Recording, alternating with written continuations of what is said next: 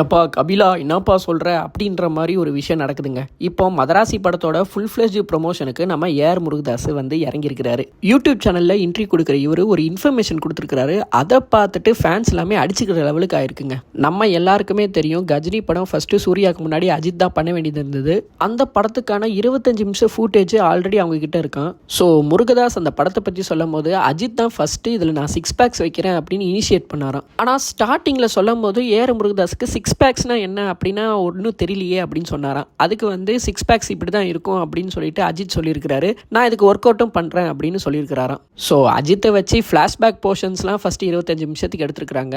அதுக்கப்புறம் நான் கடவுள் படம் பண்ண போகிறேன், ஸோ என்னால் மொட்டடிக்க முடியாது அப்படின்னு சொன்ன ஒரு சில கருத்து வேறுபாடுகளால் அஜித் வந்து இந்த ப்ராஜெக்ட் பண்ண முடியாமல் போயிருக்கு. அப்புறம் அஜித்தே வந்து சூர்யா கிட்ட சஜஸ்ட் பண்ணிக்கிறாராம், நீங்கள் 6 பேக்ஸ் வச்சா நல்லாயிருக்கும் இந்த படத்துக்கு.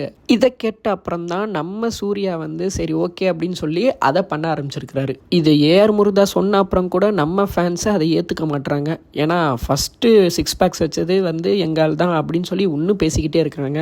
ஒருவேளை அஜித்குமார் அந்த படத்தை பண்ணிட்டு அவரும் அந்த 6 பேக்ஸ் வச்சுருந்தானா இந்நேரத்துக்கு அந்த மாதிரி பேசியிருப்பாங்களோ என்னவோ. இதில் உங்கள் கருத்து என்னன்றதை கமெண்ட் பாக்ஸில் சொல்லுங்கள்.